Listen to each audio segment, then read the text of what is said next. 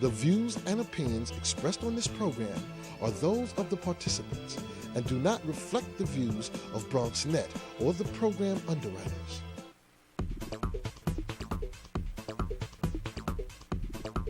BronxNet.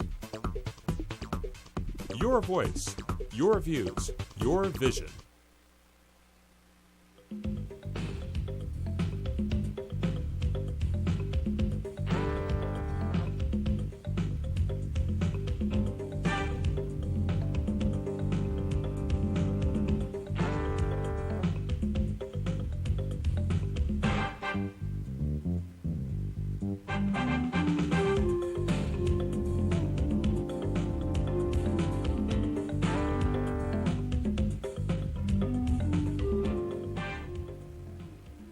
Good evening and welcome to BronxTalk. Tonight's guest, the Bronx Borough President, delivered his State of the Borough speech a week ago, and we have a number of things to ask him about. He defined what he called a new gun crime registry, talked about projects, old and new, addressed education, crime, healthcare, and a wide range of subjects, and all of those are on our table for tonight. Please note that because the Borough President takes phone calls on his News 12 show, we won't duplicate that opportunity. So if you want to talk with him on TV, you check your local listings and you call in on that night. But if you'd like to offer questions or comments here, you can email them to us at bronxtalk@hotmail.com, and we'll read those on the air during a future edition of our show. Please join me right now in welcoming the Borough President of the Bronx. Welcome back, Ruben Diaz Jr. Nice to have you with us over the years. And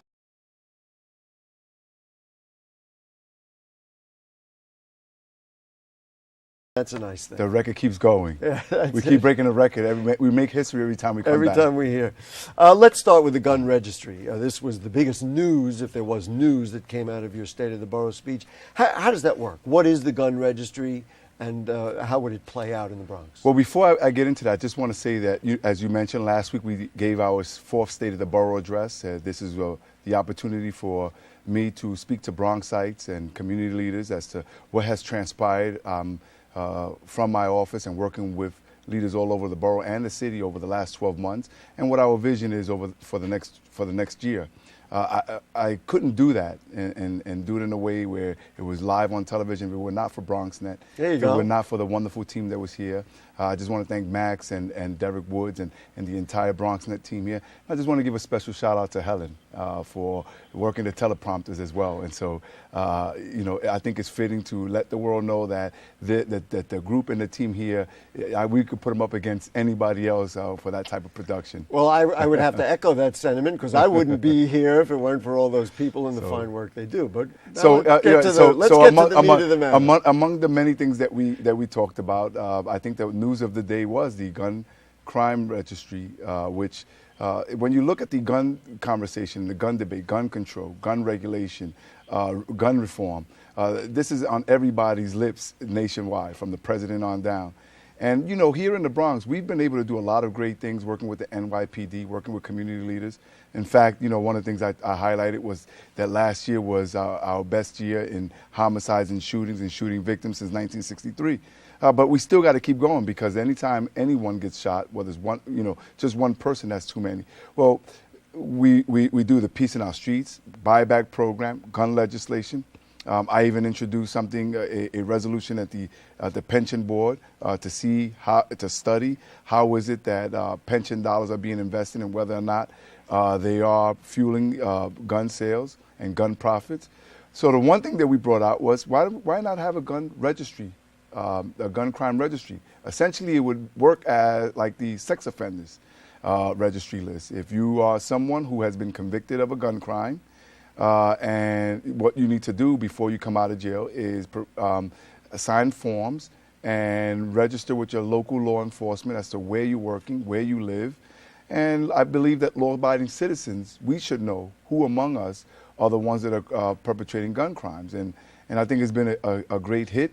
We're talking to legislators up in Albany and the city council to see how is it that we take this idea now and cross the T's, dot the I's, and really look at the details and present it into law. So this becomes something that would have to come out of the state of New York.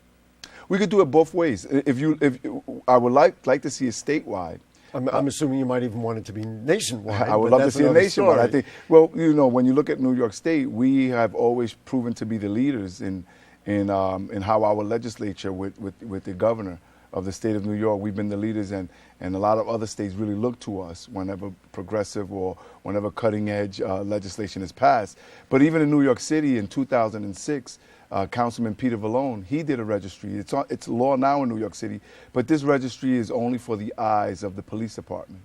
And so what we're also doing is speaking to him and members of the city council to see how we amend the city ordinance and include it so that people can look at this, the public can look at this online the same like that we do sex offenders. When I heard it at the State of the Borough speech, I said to myself, wouldn't the borough president be in a better position to do that if he was in his former life as a legislator? In other words, you introduce it as a bill, you introduce it as law, you lobby it, but here you're kind of like trying to do it as an advocate more than really as a legislator. Is that accurate? Well, I had a great run in my almost 13 years. I'm not asking you to go back there.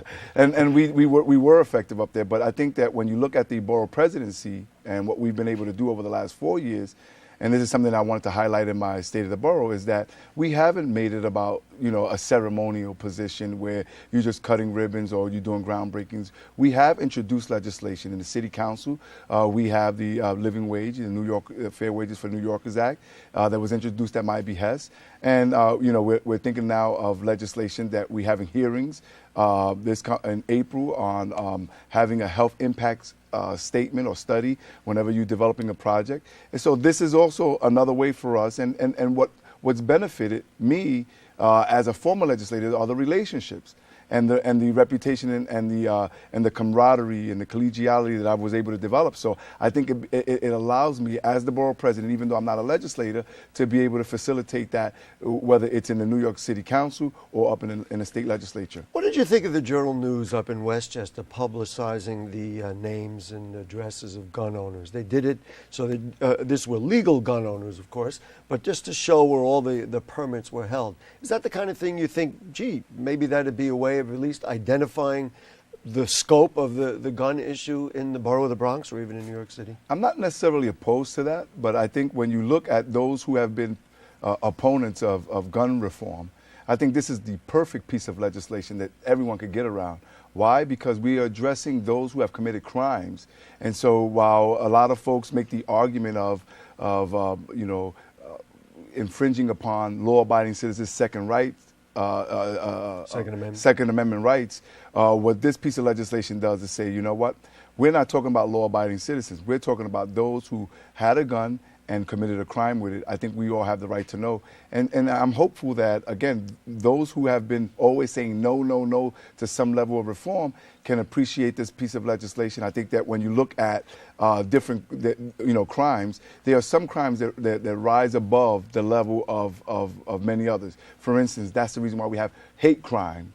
Separate. This is the reason why we have sex offender registry. I think that when you look at gun violence, homicides at the hands of guns, I think that this raises to that level. Interesting op-ed piece in the Daily News a little while back. I think it was right after the tragedy in Connecticut, and former police commissioner Howard Safer, I thought it was interesting coming from him, suggested that we do annual license renewal for gun owners, much like we do a license renewal for you as a driver of an automobile, so that a gun owner then has to simply go in, show that he or she is still a law-abiding citizen, show how the gun has been used, if at all, during the year. You like that idea? I do. Look, I don't see why any Bronxite, any New Yorker, any American for that matter, feels the need to even have a gun. So I'm one of those who classifies himself as extremely progressive on gun issues. It's a sick mentality that America has, something that we have to deal with. And I think that any contribution to this conversation can help. I mean, think of having on an annual basis folks prove the fact that they're still worthy of having a gun license. But at the same time, perhaps we should even put in there that we should know exactly what has happened, if they still have the guns that they purchased. Well, you would have to show how many times you've used it, or whether you still have it, and or if not, what did you do with it? Well, you mentioned it during your State of the Borough. What is the Bronx Reentry Task Force? To me, that sounded like a good idea because we have many recidivists, and this is a good way of getting people integrated in society. How would that work? Well, we've been doing a number of things around the population of Bronxites who have found themselves in trouble in the past. And while we want to get rid of criminals and we want to put those that are the most violent behind bars, at the same time, we want to make sure that those are coming home get the necessary services that they need. We've been able to put in an application, we meaning my office, we put in an application and we won a grant by the Department of Criminal Justice Services. And the Reentry Task Force is a task force where we're working with community leaders and organizations to make sure that those that come home, we're able to provide workforce development for them, that we're able to make sure that they get the necessary medical services that they need, whether it's mental health or other things, dental coverage. In fact, one of the things that I spoke about in my State of the Borough address was how when the state of New York wanted to divest itself of different correctional facilities, Fulton Correctional Facility was one of them. And instead of turning it over or putting an RFP so a developer could come in and do more housing, one of the things that we were able to do, thanks to Senator Gustavo Rivera, Ruth Hazel Thompson, Helen Foster, and Eric Stevenson, and my office, is that we were able to make the case that we should turn this over into a one-stop shop. So we're working with different organizations to have this as a facility where the Entry Task Force and community leaders and community organizations can make sure that we welcome those folks back. I also believe that when you look at us being the borough with the highest unemployment rate, you really can't seriously address that without addressing that population that's coming back home from prison. That starts. Do you have a target? No, not yet. Well, Okay. you know, we got the grant, and but we've already been doing a number of things out of the rotunda, like recertification, to make sure that folks who have come home get recertified so that they can go into the workforce. We've been able to interview and screen a lot of the reentry population through the BOEDC so they can get jobs from all of the development that's happening in the borough. One of the things that onlookers pointed out, I think that everybody expected, well, the borough president's going to talk about the Kingsbridge Armory. It's been the first topic you've talked about every time you've been on the show since you've been borough president. You didn't talk about it extensively. It was only a sentence or two. The Bronx Times reported that the Kingsbridge National Ice Center has been chosen, in essence, by the city, but the hang-up now is over community benefits. Can you tell us anything about the actual status of the Armory proposal? The Bronx Times, I know that this is the paper of records, but the NIC, the Kingsbridge National Ice Center, has not been chosen. That's what we're waiting for. And so the reason why I wasn't able to speak any more about it, everyone knows that I support NIC. Everybody knows the arguments that I've put forward as to why I think that this would be the best thing for the Bronx. All of the elected officials in the area and around the Bronx support it, the community leaders. There have been a lot of conversations between the community activists and the developer from NIC so that we can have a strong community benefits agreement. It now is just a matter of the city, the Economic Development Corporation, and the developer to just sign it. Do you know what the holdup is?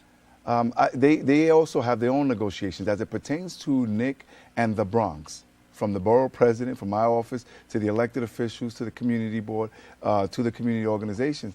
We're ready to go. We want them to hurry up and just sign a dotted line, and we want to develop the Kingsbridge Armory. One elected official has very obviously not weighed in, publicly anyway, and that is Councilman Cabrera, ironically because it is his district. Have you had conversations with him? Where is he at? I mean, we'll invite him on the show and ask him about it, but is he, I don't want to say in the way, or is he involved in negotiations with the city, or is he now sitting and waiting like you are to see what they do? I've had so many conversations with the councilman. I think he's provided incredible leadership around the community benefits agreement conversation, working with different community organizations and the community board. I think that he's gotten to the level where he believes that we need to develop this, and and that the folks from Nick are very serious. I don't want to put words in his mouth. I think that you can invite him to the show and ask him directly. But when you look at all of the elected leadership, including the councilman, I think should Nick be designated by the city, should that agreement happen between, and hopefully it'll happen soon, between the developer and the city of New York, I think that you'll see that the Bronx is prepared to move forward. Can they sustain 9 ice rinks and make it work even through the hot months of the summer? I mean, absolutely. They can do that? Yeah, you look just like Chelsea Pier. You have, they have the technology. And I think that this is going to be wonderful, again, in terms of job creation, living wage jobs. They have community space available, which is part of the CBA, where 50,000 to 70,000, what we call white space, is going to be made readily available and built out for different community organizations, or to do something different, so it's not all ice in that building. And I think that when you look at the academic component, that's really the one that hooks us all in. The fact that our kids would be exposed to something different, where you get folks coming into the rewarded for their academics. This is the way Mark Messier yeah. explained it when right. He was so out that here. so that you would have after school program mentoring, and they'll be taught how to ice skate, figure skate, and play hockey, and hopefully they'll get scholarships out of it. I want to bring in a bit of a contrast. You were hailed essentially as a folk hero in the Bronx for standing up to the mayor on the Armory, enforcing legislation on living wage, insisting on a new vision for the Armory, especially when it came to the use of public dollars. Now, this FreshDirect deal, there is public money involved. The number of jobs are not verifiable. We hear all different kinds of numbers. It's putting industry on environmentally sensitive land that both Hunter College and Columbia University did studies and determined this was not the best use for the land. You're bringing in a competitor for small businesses and even existing businesses, someone like Stop and Shop, who has been faithful to the Bronx for a long time, something that you would not do for the Armory. What is it that the Bronx or you is getting out of this deal that makes you so enthusiastic about it? Like, what is the real benefit here when in comparison, certainly to what you did to the Armory, it seems like it's just the opposite? 3 things: jobs, jobs, jobs. And when you look at the fact that if we didn't, first of all, if you look at the in chronological order, when we were talking with FreshDirect, simultaneously the whole discussion and conversation was happening at the city council over the living wage bill. And I was always the one saying, hurry up and do it, hurry up and do it. The city wind up having an agreement with FreshDirect before the living wage. So if they did it in the timing that I wanted to, then FreshDirect would have been covered. But when you look at the FreshDirect jobs, 2,200 jobs at the whole city, not just the Bronx, the city would have lost. People weren't going to go all the way to New Jersey, pay that toll, and you look at the average hourly wage. We're talking about $12, $13 an hour. Now, not all of them are $12. Some of them are minimum wage. But if we had signed that, if we had signed the living wage bill before the city reached an agreement with FreshDirect, they would have fell under the umbrella. Much like the Yankees, everybody said, you know what, yeah, you're not moving to New Jersey. There's no way you can take that business to New Jersey. You really think FreshDirect was going to take their business to New Jersey and move those trucks across the George Washington Bridge Not only it's moving a sports team is different. There's a certain branding that goes with the place that you play, and New York City is New York City for the Bronx Bombers. So I don't know whether people really took that seriously. Nonetheless, we have a new Yankee Stadium. When you look at FreshDirect, it's not just FreshDirect, Gary. We're at risk of losing the Hunts Point produce market. Why? Because Governor Christie and the folks in New Jersey, they're making a full court press. They are putting so many goodies in the deals, like land ownership. They're doing all this tax credit, tax abatement, that when it's all said and done, while the location may not be ideal, but in the long run, if we're not careful, financially it becomes something that is interesting to those people. So not only do we have 2,200 jobs that we save, but think about 1,000 new jobs over the next 3 years. And then, and if you want to keep going about FreshDirect, you know, how about the fact that they are buying all electric vehicles from Smith Electric, another company that came to the Bronx? When you look at the fact that they are allowing for EBT card carriers to purchase fresh and nutritious food. So the list goes on and on. You think that this would be one of the anchors that will keep the Hunts Point market, the FreshDirect, that you see a connection between having them here and the Hunts Point market? No. What I'm saying is that don't underestimate the power of New Jersey and what they're putting on the table for businesses in New York City and particularly in the Bronx. And if we start to think and take them for granted, they will leave. Well, one other note, which on this, and then we'll move on to something else. As I understand, it's not. I haven't read it anywhere. I was told about it. It hasn't been publicized, so news people are getting an exclusive. That although FreshDirect said they were moving the garage and fuel station for environmental reasons, that it's really because they couldn't get a zoning override, that it was not appropriate zoning to have the garage and fueling station where they had it, and so therefore they had to restructure that. Do they need a zoning override? Do you see that coming from the state? Is this a new ULURP? What is the status of kind of the transformation and redesign of that? It has been on the table all along to make sure that they have a new fueling station, one with natural gas, one where again we could make sure that the trucks that go in there are not contributing to the pollution here. One of the things that has sped up though, besides that fueling station, is that post Sandy, one of the silver linings about Sandy is that their entire truck fleet was destroyed in Long Island City. So more and more of their vehicles that they're purchasing now are all electric vehicles.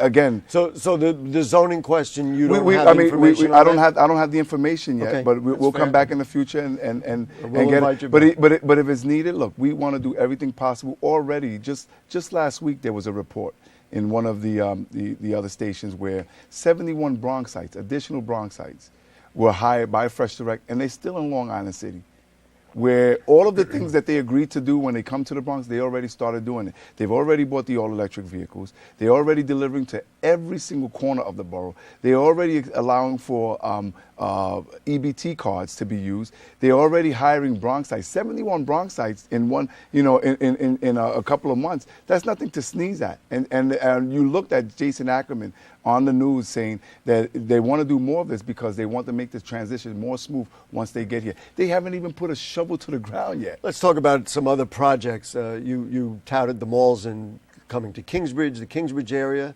the one coming to Throgs Neck, Macy's and Bay Plaza.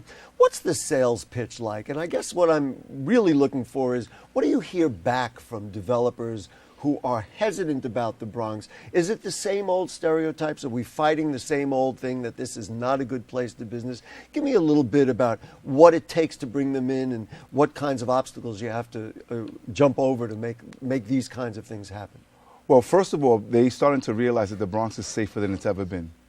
Also, we have a great team coming out of my office in the Bronx the Bronx Overall Economic Development Corporation, headed by Marlene Cintron. And the pitch that we make them, we want them to come here. We want them to see the Bronx, but also the numbers don't lie. And so when you look at Macy's, who wants to come into Bay Plaza, they're looking at the numbers at JCPenney. JCPenney's is the number one profiting JCPenney in the whole country. And so they want to get in on that. So you basically show track records of businesses that have done well and say, look, like the Target on in Marble Hill, which apparently is doing very well. That's what you show them? They are perfectly equipped. And they have all of the bean counters and the number crunches. They know exactly. I mean, the BOEDC. Yes. That's what they show them. No. I'm saying the companies. The companies themselves. So they're interested in coming. They may not have been here in a while, but if you look at what's happening on the west side of the Bronx with the new BJ's Mall, they know that the BJ's right here at the Gateway Mall is the third most profiting BJ in the country. So they know. So the developer comes in and he develops a space. When he's looking for tenants, BJ is no dummy. Target is the third most profiting Target. And so what we're doing here is that we're letting people know once they come in here, look at the infrastructure, look at the population, look at the fact that we are the new Bronx. Certainly the willingness. And the willingness from the one-word elected answer. officials. Is it harder or easier than it was, let's say, 4 years ago when you started? I can't do it in one word. It's much, much easier. Really? Yes. So that was 3 words. I want to talk, before we run out of time, which we always do, I want to talk a little politics. What did you think of your predecessor, Adolfo Carrion, seeking the Republican nomination for mayor and now running on the independence line as well? Your thoughts? I'm heartbroken, and I've said this, and I'll continue to say it. You know that Adolfo and I have a good relationship.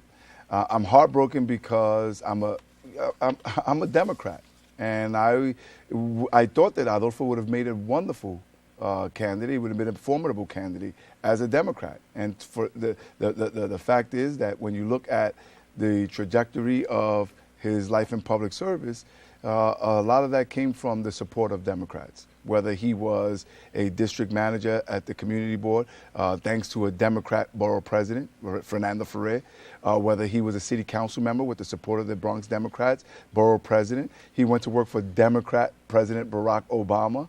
And so all of the things, Gary, that he's going to go around the city of New York and say, this is why you should vote for me, and this is my resume, that's because of the Democratic Party. The bottom line, you wouldn't support him? I would not. I'm going to support one of the Democrats, and I wish that he wouldn't have done so. I don't know, I mean, obviously he has his own advisors and his calculation, and I think he's making a mistake. What would turn your head from one of the Democratic candidates to say, this is the candidate that will get the endorsement of Ruben Diaz Jr.? The one who is prepared and serious about continuing with the direction that the new Bronx is headed. And so we don't want fluff. We've seen that movie before. We are not going to make decisions based on friendship or personality or who dresses the best or who's the tallest or the shortest. We're going to make it based on a concrete plan so that in the future, while look, what's going to happen is that they're going to cry broke. The city's not doing so well. When that's happened in the past, and even when the city was doing well, the Bronx was left behind. So we want to make sure that those projects that are now in the pipeline, that they're going to continue, and also for assistance in those that we need, like the produce market, like Metro North stations in the Eastern Corridor, like having the math and science. Do you expect to sit down with them and review these things with individuals? Oh, I'm doing it as we speak. 2 real quick things which I thought were wonderful things. First of all, the tennis center to Crotona Park. We're talking about expanding those wonderful tennis courts. Yeah. You only got about 15 seconds. It's going to be an actual facility. And so we've had about... I'm going to applaud for that. How about that? And what you should also applaud is the majority leader, Joel Rivera, because he's really put his money where his mouth is with the Bronx delegation. It's going to be a wonderful project. And, $10 million or close to $10 million of it was privately raised. And we will see that within the next couple of years? Yeah. During your administration, if you get reelected? Absolutely. In the next couple of years, it's fully funded. Bronx Week is when? Bronx Week is in the week of May 18th. All right. May 18th is the Bronx Ball. So we'll come back and we'll give you all of the wonderful things. And stay tuned. And in 2014, we're going to be celebrating the 100th anniversary of the Bronx. Mr. Borough President, always great to have you, and we will go on. You're invited back already. Time always flies when we come here. That's it. Folks, if you have further comments or questions on anything you heard on tonight's show or anything going on in the Bronx, then email them to us at bronxtalk@hotmail.com, or make a comment on our Facebook page, and we'll read those on the air during a future edition of our program, and we'll send it to the Borough President as necessary. Archives of the show are available at bronxnet.org. You click Bronx Talk on the right-hand navigation bar. Of course, please become a fan of us on Bronx Talk on Facebook. The Borough President's going to be really surprised at one of our upcoming guests. Next week, the show is about cybersecurity. And then on March 11th, we'll talk about the Sheridan Expressway. And I'm sure Mr. Diaz can't wait to see who is on March 18th. We'll be joined by one of his predecessors, now the chair of the MTA. Yes, Freddie Ferrer will be the guest. He's going to get closer to your record of appearances on this show, as a matter of fact. But that should be fun. March 18th, Freddie Ferrer will come back to the show. Bronx Talk is Monday nights at 9. And thanks to Jane and to Shirley and to Dina and to the cast of Thousands. And to you, we'll see you next week. Good night.